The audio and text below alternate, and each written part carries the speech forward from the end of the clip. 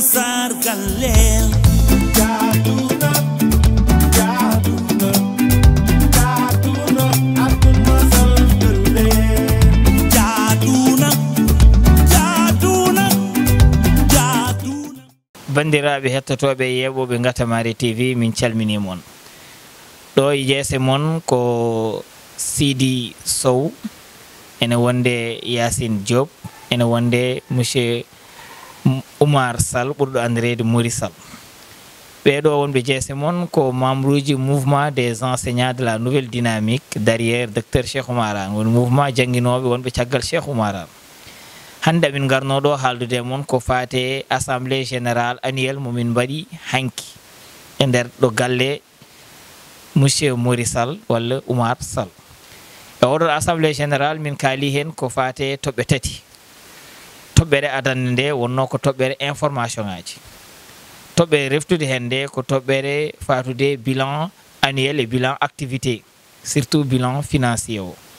toɓɓere wattindi nde min kaali ko fate enjeu et perspective faade les élections législatives 2024 ɗi paaɗen ɗi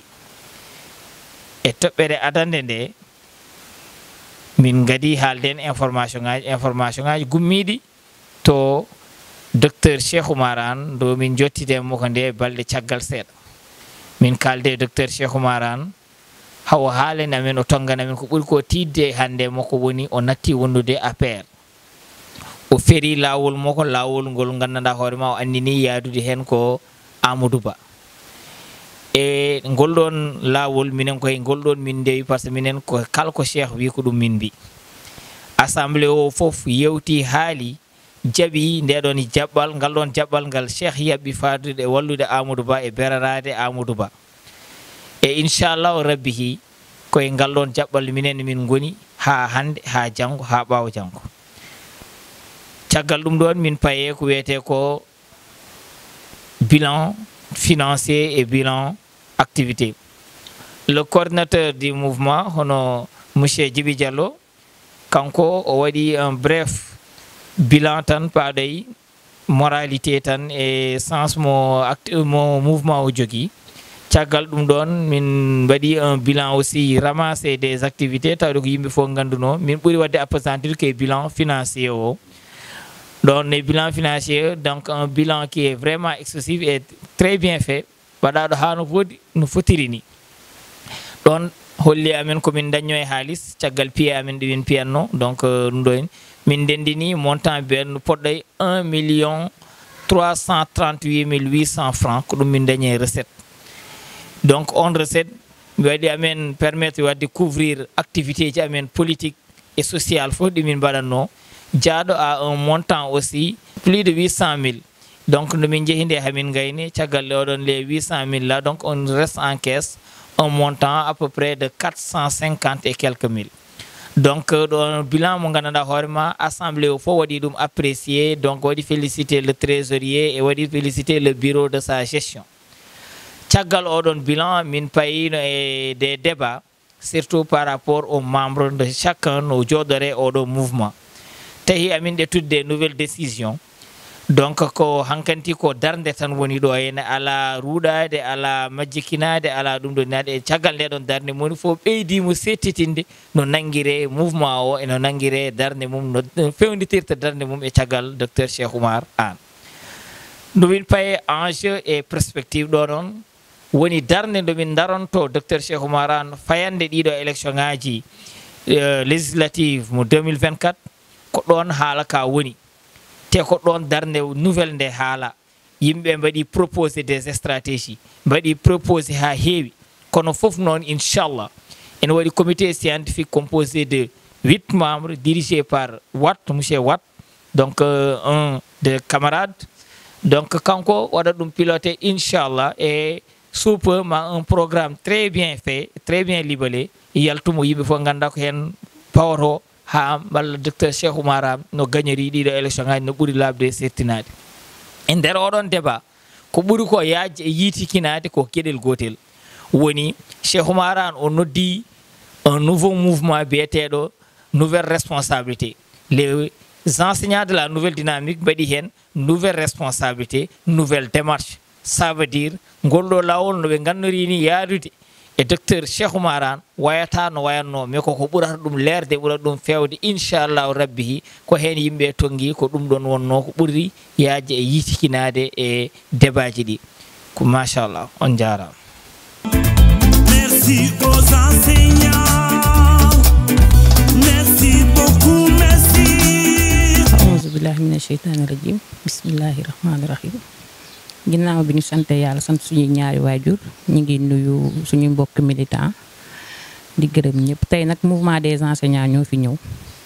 pour waxtaanal leen ci seen réunion bi ñu jotoon a def démb assemblée générale bi ñu jotoon a def démb ci kër ku ñu naan Omar Sall.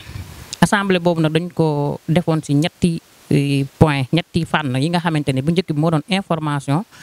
maanaam xibaar yi nga xamante ne dañ koo amoon jële woon ko ci suñu njiit war koo jàllale ci suñuy mbokki jàngalekat yi. bi ci toppoon mooy mbirum xaalis lu ñuy wax bilan financier ku nekk xam na ne association dina am lu koy dundal ci loolu lañ doon wax. troisième point bi moo doon divers maanaam ban stratégie la ñuy jël yan doxalin la ñu war a am bu jëm ci élection yi nga xamante ne tey jii moom la ñu dëgmal. bi ñu commencé def nañ ay ñaan am nañu suñuy mag yu fa nekkoon defal nañu ay ñaan ko mbooloo bu nekk. premier point bi dañoo toogoon ak docteur Cheikh Oumar Anne mu joxoon ñu information comme quoi que ni moom génn na APR ànd nag Amadou Ba si luñ naan nouvelle responsabilité. ñun nag kon ñun moom Cheikh Oumar la ñuy topp comme ni ko xale yi di waxee ñun Cheikh Oumar la ñuy topp fu mu jëm rek fa lañ jëm. donc comme moom génn na APR mi ngi ci nouvelle responsabilité mu nouvelle dynamique aussi mi ngi ci nouvelle responsabilité. donc bi ñu waxee loolu joxe nañu information bi kenn ku nekk xam nu mu ci toogee kenn ku nekk aussi wax na ci xalaatam ñu jël ci ay jàngat yu bëri. bi ñu jàllee ci loolu def nañu bilan activité yi le coordinateur Djibi Diallo def na maanaam waxtaan bu gaaw ci li nga xamante ne jot nañ ko def ndax ñëpp toog foofu xamoon nañ ne activité yii lii ak lii lañ def donc da doon fàttali rek. bi ñu paree ci loolu suñu trésorier Abou Dieng defal nañu moom tam bilan financier maanaam mbirum xaalis bi jàngatal nañu ko ba mu gën a leer ndax dañuy cotiser chaque mois di joxe li ñuy joxe bañ ko xaymaa lépp toll na ci 1,338,500 francs. ci biir loolu dañu am ay activités yoo xamante ne dañ ko doon def dañu am le volet social bi nga xamante ne dañ ko doon def ci biir membres yi mais aussi ci biir population bi ñu xaymaa loolu noonu yëpp ci activités yi leen def yi xaalis bi ñu fa génnee yëpp toll na ci 879,500. bi ñu paree ci activité bi ci loolu noonu li des ci kees gi maanaam fi ñu toll nii tey xaalis bi ne ci kees gi toll na ci 459,500 donc loolu la ñu wax ne trésorier bi loolu la ñu wax ni moo nekk ci biir kees gi moom la ñu am te loolu du dooley kenn dooley mouvement bi la ndax ñooy jël weer bu nekk ñu joxe kenn ku membre bu nekk joxe sa cotisation ci loolu noonu lañ doon dox. bi ñu paree ci loolu def nañu li nga xamante ni mooy divers bi mooy troisième point bi divers bi. ci divers nag moom maanaam laaj bu jaxasoo rek nañ koy wax ci olof maanaam kenn ku nekk li nga war a laaj li lëndëm sa bopp mu leer ci yow. divers boobu dañ ci doon njëkk a débat mooy les nouvelles perspectives maanaam yan taxawaay yan fànn la ñu war a doxee ba nga xamante ni tey jii docteur Cheikh Oumar Anne li mu bëgg mooy am majorité assemblée jox ko Amadou Ba loolu nan lañuy def ñun ba ci Ndioum ak ci département Podor ba ñu mën koo am. ci taxawaay boobu la ñu jël ne kon noonu la te dañoo jublu ci mbirum ouverture des classes ay jàngalekat lañu ñu ne kon dañuy defar benn comité bu restreint maanaam mbooloo daje bu ndaw bi nga xamante ne day am juróom-ñetti nit ñi nga xamante ne ñii tànn nañ leen ci seen xarañte pour ñu décliner ñu maanaam defaral ñu li nga xamante ne nii la ñu war a doxalee pour li ñu bëgg ñu mën koo am. ñooñu nag seen njiit mooy Abdoul Moussa Wade te si fan yu néew fii ak àllarba incha allah ñoom dinañ daje bun ñoo wax li nga xamante ne ñun aussi dinañ mën ñu waxaat leen ko ndax ñun ak yéen ñooy liggéeyandoo. te bëgg nañu bu ñu nee le 17 novembre incha allah ñu ne Cheikh Oumar Anne gagné na Ndioum Cheikh Oumar Anne gagné na département Podor kon am na majorité bi nga xamante ne moo ko mën a yóbbu loolu moo doon suñu taxawaay loolu moo ñu fi andi woon tey. assemblée générale bi tamit bu ñu paree si loolu noonu si divers bi wax nañ ne assemblée générale dañ koy def ndax mouvement boo gis tamit war na ñaari at yu nekk mu yeesalaat ay njiitam. loolu moo tax ñu ne kon si décembre bi si kàttan suñu borom dinañ def assemblée bi nga xamante ne bépp membre bu nekkoon si bureau bi dinañ la changer wala bu dee dañ la fay delloowaat tamit ñu dellu way assemblée daal dinañ ko def incha allahu rabbi pour ñëpp déggoo ko noonu si kàttan suñu borom yan yàlla may dund ak fekkee ba boobu incha allah jërë ngeen jëf. Merci aux enseignants. Merci beaucoup, merci. Bonjour, chers spectateurs de Ngatamari TV. C'est le mouvement des enseignants de la nouvelle dynamique derrière Cheikh Oumaran qui est aujourd'hui présent là devant vous pour vous faire donc un briefing de tout ce qui s'est passé par rapport à leur assemblée générale annuelle qui s'est tenue hier chez le camarade Oumar Sall, plus connu sous le nom de Maurice Sall. Lors de cette assemblée, donc 3 points ont fait l'objet de nos discussions. Le premier point qui s'attelait autour des informations que nous allons après détailler. Au deuxième point, nous avons parlé des bilans, donc à savoir le bilan des activités, le bilan financier donc, qui a été tenu donc, à cette assemblée. Et pour le troisième point, donc, il était surtout question des enjeux et perspectives donc, par rapport aux élections législatives de novembre 2024 qui sont en phase. Et sur un point de divers, donc, des éléments ont été discutés. Par rapport au premier point qui était le point des informations, l'Assemblée, on a partagé avec l'Assemblée donc les informations que nous avions requises au niveau de notre leader, Dr Cheikh Oumaran, qui nous avait appelé en concertation et qui nous avait fait part d'une chose que nous avons partagée. Et cette chose était qu'il quittait définitivement l'APR donc, et créant un mouvement qu'on appelle Nouvelle Responsabilité qui décidait d'accompagner M. Amadou Ba durant ces élections législatives. Et cette décision prise par notre leader est une décision que nous accompagnons et que nous tenons aussi à valoriser. Nous sommes en phase avec notre leader, c'est là qu'on a partagé avec l'ensemble des membres de cette structure qu'on appelle Mouvement des enseignants de la nouvelle dynamique, que tout le monde a acquéri et a accepté donc, et s'est engagé à tenir et à faire comme meilleur il en serait pour que des résultats meilleurs, c'est-à-dire gagner, avoir la majorité au niveau de l'Assemblée, soit une chose acquise, une réalité, donc comme le veut notre leader, Dr Cheikh Oumaran.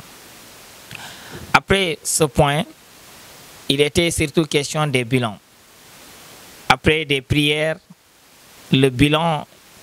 et des remerciements donc, ont été faits. C'était le bilan des activités que le coordinateur, M. Djibi Diallo, avait fait de façon brève, puisque la majorité des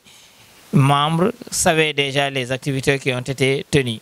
Au-delà de ces informations et de ces remerciements, il était surtout question aussi de faire face au bilan financier.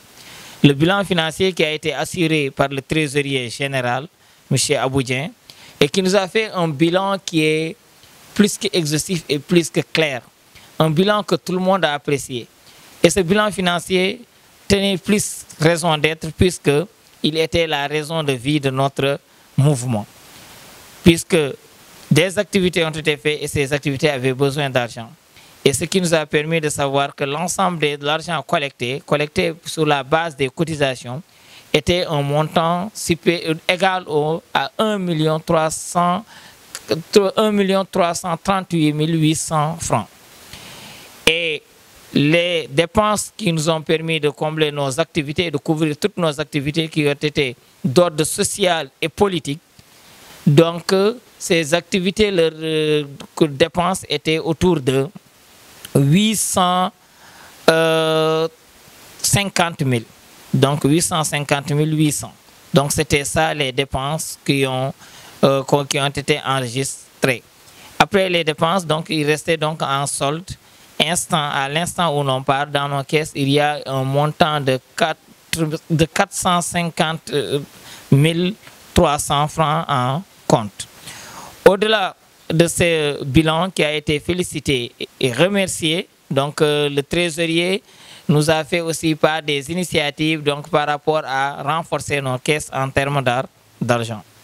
Donc au-delà de cela, nous avons fait face maintenant aux enjeux et perspectives. Et pour ces enjeux et perspectives, il était, et donc les gens n'ont pas manqué de mots. Beaucoup de propositions sont sorties, mais l'ensemble de ces propositions seront synthétisées donc, par un comité scientifique qui sera dirigé par donc, le collègue et camarade de M. Watt, directeur du préscolaire de Ndioum. Et ça, dans les plus brefs délais, donc j'aurais même à préciser que c'est dès ce mercredi que cette rencontre se fera pour synthétiser l'ensemble des perspectives visant à mettre en évidence. Donc notre objectif principal, c'est de gagner l'Assemblée, de donner la majorité, donc que tout Ndioum, que tout le département de Podor sache et comprenne et confie donc leur voix à monsieur le professeur, le docteur Cheikh Oumar Anne. Au-delà de cela, maintenant, nous avions fait des points divers. Sur ces points divers, nous avions surtout parlé de la nouvelle démarche. Quand on parle de nouvelle responsabilité, ça sous-entend nouvelle démarche, que les enseignants ont parlé, qu'ils ont décidé et qu'ils se sont engagés à tout faire pour que le docteur Cheikh Oumar Anne sache qui ils sont et combien ils sont engagés à leur permettre de réussir cette tâche, parce que c'est une tâche qui est nationale, c'est une tâche que tout le monde, que tout Ndioum soutient. Donc, et dans ces points de divers, il a été surtout question donc, de renouvellement du mouvement, ça veut dire des bureaux, des instances du mouvement qui se tiendront en décembre, Inch'Allah. Donc, c'était sur ces points